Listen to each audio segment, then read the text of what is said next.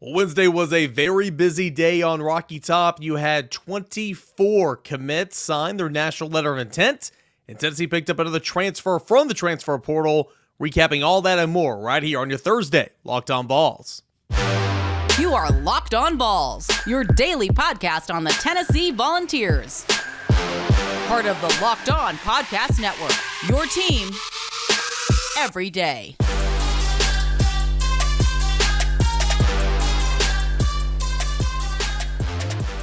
Hey everybody, welcome into it, your Thursday edition of Locked On Vols. I'm your host, Eric Kane. So glad that you guys elected to hang out with me here today.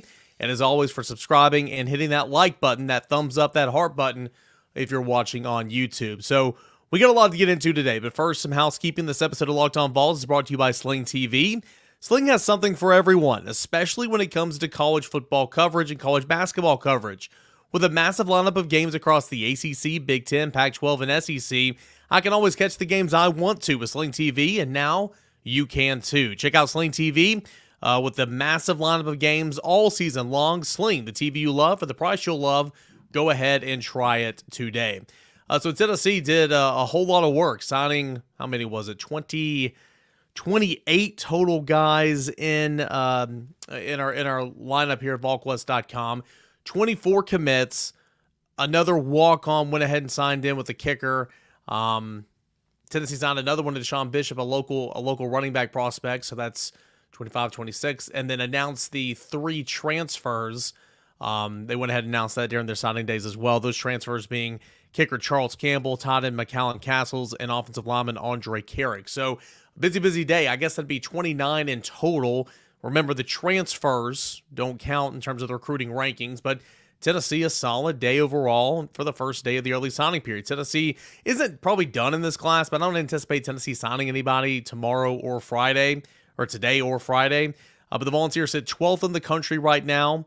Previously, they were 15th. Tennessee's still 5th in the SEC. A blue chip rating of 50% right now for the Volunteers. It was a busy day. Tennessee started early on. The number one signee, and remember, like we talked about yesterday, you had what was it? Probably you had 14 early enrollees who were already on campus and practicing for bowl practice. So all those 14, I mean, those national letters of intent were already here. So it was very anticlimactic, and that's okay. That's a credit to Josh Heupel. That's a credit to this staff for handling business, keeping those relationships, and kind of stamping its foot of approval. I know people say, well, what does Tennessee need to do to be in the top 10, or what does Tennessee need to do to be in the top 2 or top 3 of the SEC? Sure, you always want that, but I really, really like this class. I really like this defensive signing class for Tennessee as well. But it all started with the number one player in the state of Tennessee early on Wednesday morning, 7:02 a.m. That national letter of intent came through. It was Caleb Herring, 6'5", 210-pound edge from Murfreesboro, Tennessee. He is the younger brother of Elijah Herring. The second one was 5-star defensive lineman David Hobbs of Concord, North Carolina. His came in at 7:10 a.m. on Wednesday morning. 9 minutes later, Arian Carter, the commitment from Smyrna, Tennessee, made it official by signing his national letter of intent early on Wednesday morning at 7:19. The fourth one to come in was the quarterback, 5-star Nico Maliava, 6'5", 200 pounds from Long Beach, California. Then came in Jack Luttrell, who was the longest standing commit for this class of 2023. Trevor Duncan came in at 740, Nathan Robinson at 749, Nathan Laycock at 757. So you saw it really started to kind of pick up some steam here. Cam Selden of Heathsville, Virginia, signed his at 806. Shundavian Bradley at 814. Aiden Bussell, in-state prospect for Tennessee, that was at 819 Wednesday morning. Tyree Weathersby at 827. Larry Johnson at 834. Bison Lang at 844. Jalen Smith at 853. Jeremiah Thielander at 902. Max Gilbert, who is a kicker from Memphis, Tennessee, he announced his commitment and signed his national letter of intent with Tennessee at 9:09. That's important again because prior to getting Charles Campbell, who will handle the kicking duties for Tennessee in 2023, Tennessee had JT Carver on the roster who had very little experience. So just trying to build some depth at the position there. Shamrod Umarov, the offensive tackle from Alpharetta, Georgia, he came in at 9:20. And then here come the defensive backs. Christian Conyer at 9:25. Jordan Matthews at 9:31. John Slaughter at 9:37, Ricky Gibson at 9:42. And then Tennessee went ahead and announced its transfers as you approach the 10 o'clock hour. Charles Campbell of Indiana, the kicker, McCallum Castles, the tight end of UC Davis. And then those two were announced at 9:50, 9:58. Tennessee's wide receiver Nate Spillman, that was announced at 10:06. And then Andre Carrick, the other transfer that Tennessee picked up his commitment from Texas earlier this week, he came in at 10:29. Tennessee's final committed athlete signed his letter of intent. Just kidding, I lied there. Tennessee's one of the final guys who were committed to Tennessee signed their national letter of intent at 10:36 in the morning. That's the running back Khalifa Keith. And then Ethan Davis signed his national letter of intent at 4:30. He had a signing day ceremony at his school, and that's why he was the last one, the 4-star tight end. Tennessee also picked up the commits of local Carnes running back Deshaun Bishop, which Tennessee's been flirting with him for quite some time, brought him in. He's been on campus plenty of times. He committed to Coastal Carolina, then Chadwell left, and it was between Tennessee and Appalachian State. And essentially, if Tennessee could make it work, I think they were going to bring Deshaun Bishop on, and Deshaun Bishop went ahead and committed to Tennessee at about 2:30 on Wednesday afternoon. He's a really nice talent right here from Carnes in the Knoxville area. I've seen him play many, many games. He's a pretty good talent there at the running back position. A lot of mileage on those legs, but I really, really like the way that he runs. And so that's kind of the way it kind of broke down in terms of a timeline. If you want to take a glance, kind of step back and look at this class from a bird's eye view, Tennessee signed 6 defensive linemen, 5 defensive backs, 5 offensive linemen, 3 linebackers, 3 wide receivers, 2 tight ends, 2 place kickers, 1 quarterback, and 1 running back. Now, in this scenario, they are counting Cam Selden as a wide receiver. They're counting Trevor Duncan as a defensive lineman. Again, that's 6 defensive linemen, 5 defensive backs, 5 offensive linemen, 3 linebackers, 3 wide receivers, 2 tight ends, 2 place kickers. They're counting the transfer in there as well. 1 quarterback and 1 running back. If you break it down from a state's perspective, Tennessee signed, and this is always a good sign here, Tennessee went down to Georgia and signed 8 from the Peach State. That's really, really good. You always want to recruit well in the state of Georgia, in the state of Florida. Tennessee signed 8 from Georgia, 7 from Tennessee, 3 from Alabama, 2 from California, 2 from North Carolina, 1 from Louisiana, 1 from Kentucky, 1 from Mississippi, 1 from Missouri, 1 from Texas, and 1 from Virginia. So all in all, Tennessee did a really nice job with this signing class. And again, it was I broke it all down yesterday. We talked about it with John Garcia last week. It was intended to be very anticlimactic. That was the goal, and that was mission accomplished. Credit Josh Heupel and his staff for, again, keeping those relationships, striking while the iron was hot, those early evals. I think the 3 best evaluations in this cycle, one was Nathan Laycock. Tennessee was in on it. Texas was in on it, but there wasn't a whole lot of schools. When he committed to Tennessee back in August, he exploded as a senior this past season, and I think that's going to be a really, really nice signee for Tennessee when it's all said and done. Defensive lineman Tyree Weathersby, who I think is an absolute stud that no one knows about, and then cornerback Ricky Gibson. Those are my 3 favorite evaluations from this staff in this class, and I think all those guys are going to turn into some pretty good players down the line for Tennessee. So that's all she wrote. Will Tennessee add on to it whenever National Signing Day rolls around in February? Potentially. Tennessee signed Jeremiah Crawford out of the JUCO ranks 2 years ago. Tennessee signed Jason Jenkins, a defensive lineman, last year in February. So we'll just have to see exactly who's available, who's getting all that type of stock, but I think Tennessee will continue to be aggressive via the transfer portal moving forward. And that kind of brings me to where I am right now. Tennessee picks up another addition via the transfer portal and a linebacker by the name of Keenan Pili. I think is how you say his name. I'll get that right here in just a moment. But we're going to break down Tennessee's linebacker commit via the transfer portal from BYU. What stands out about him? How can he help Tennessee moving forward? That and more coming up here in segment number 2. But first, this episode is brought to you in part by one of our favorite sponsors, that is BetOnline, your #1 source for your sports betting information, stats, news, and analysis. Get the latest odds and trends for every professional and amateur league out there, from pro football to college bowl seasons to basketball and the World Cup. They've got it all. That's at betonline.net. If you love sports podcasts, you can even find those at BetOnline as well. Always the fastest and easiest way to get your betting information, that is at BetOnline. Head on over to the website today or use your mobile device. Learn about all the latest trends and all the action. BetOnline, it is where the game starts. We'll go back into your Thursday edition of Locked On Vols. I'm Eric Kane. So glad to have you guys with me here today. Thanks so much for it never goes unnoticed that you elect to spend part of your day with us here on the podcast. Really, really do appreciate it.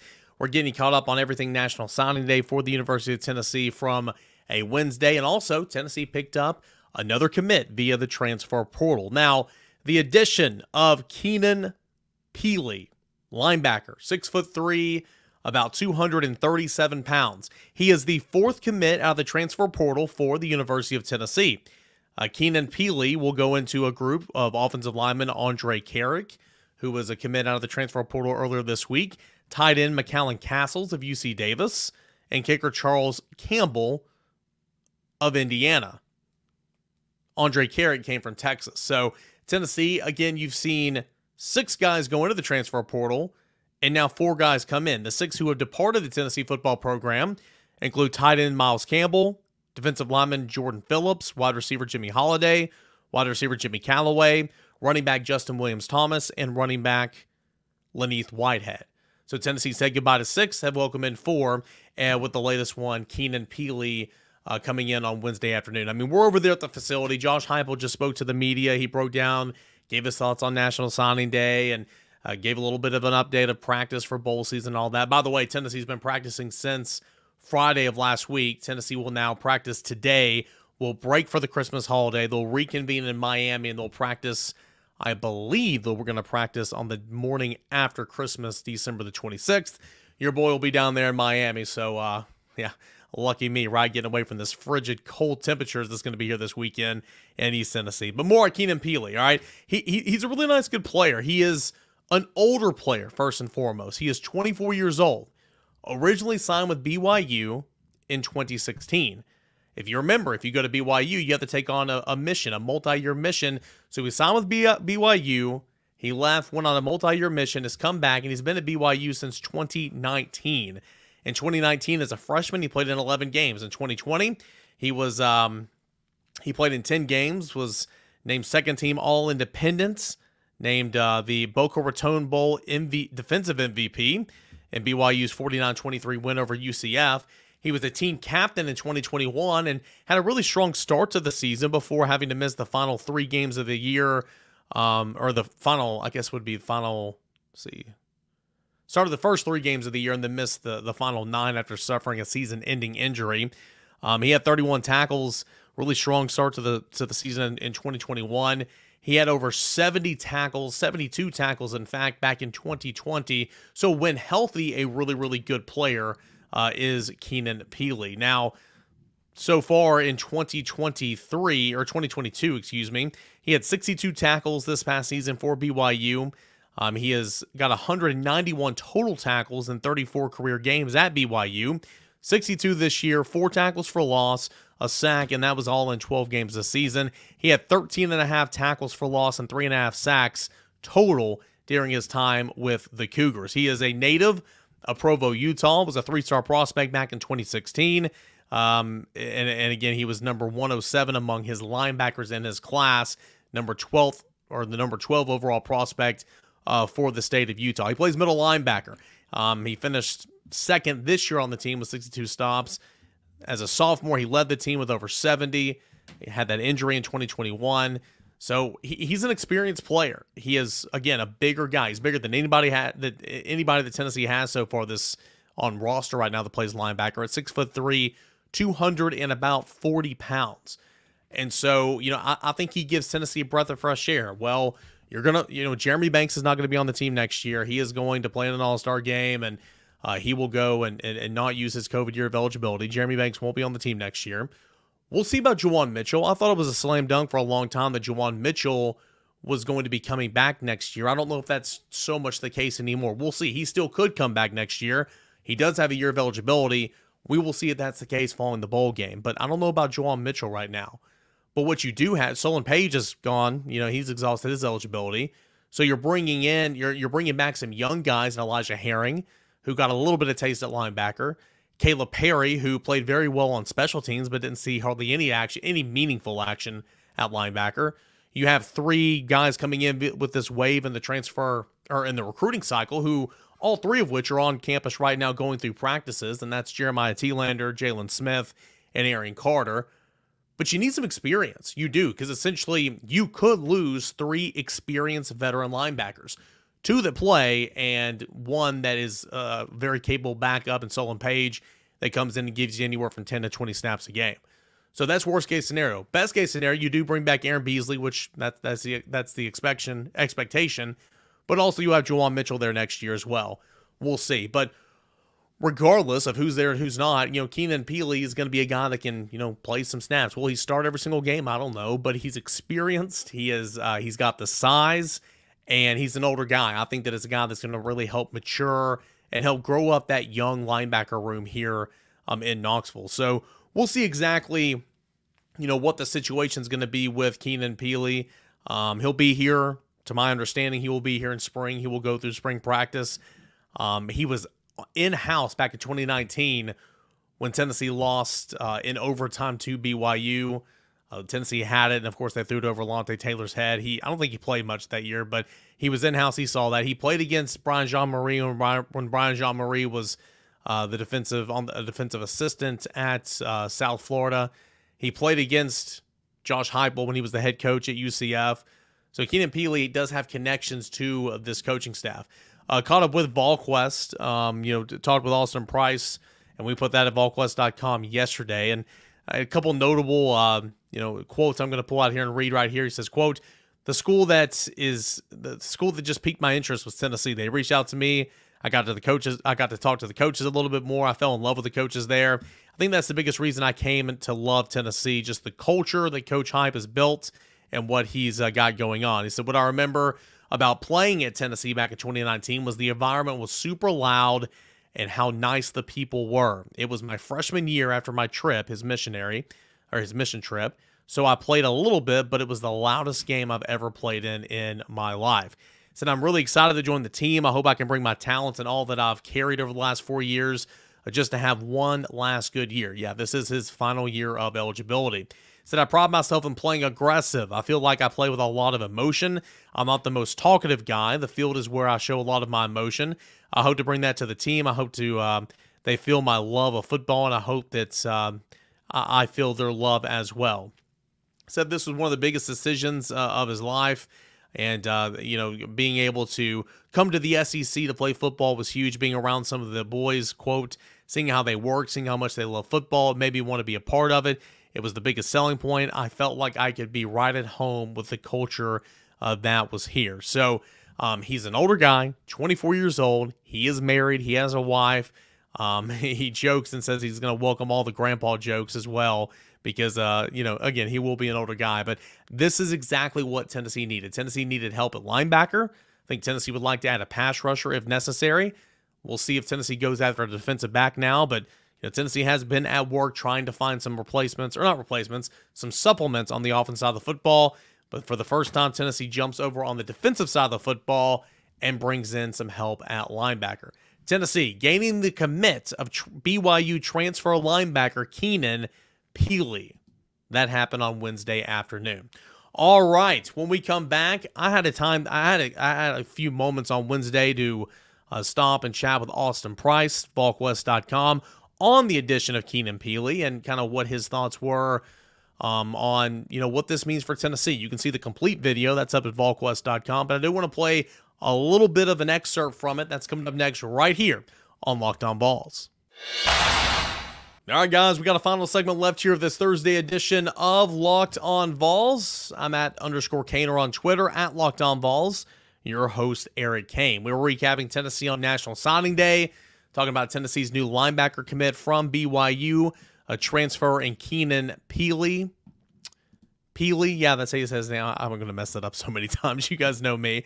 And I teased it in segment number 2 there towards the end, but I had a chance to catch up with Austin Price, VolQuest.com, one of my coworkers over there for Brent Hubbs over at VolQuest.com with the On3 Network. And the complete video is over there if you want to check it out. But asking Austin, picking his brain, how will this help Tennessee? What will Keenan Pili bring to Tennessee's linebacker group?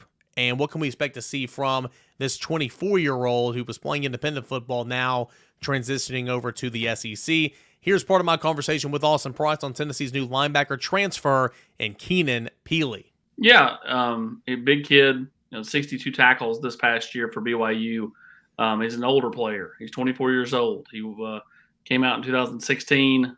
He had to go on a Mormon mission. He came back, was actually, inside Neyland Stadium the night that BYU came back and threw it over Alontae Taylor's head and beat Tennessee in 2019. He's actually played against teams that were coached by Josh Heupel and Brian Jean-Marie.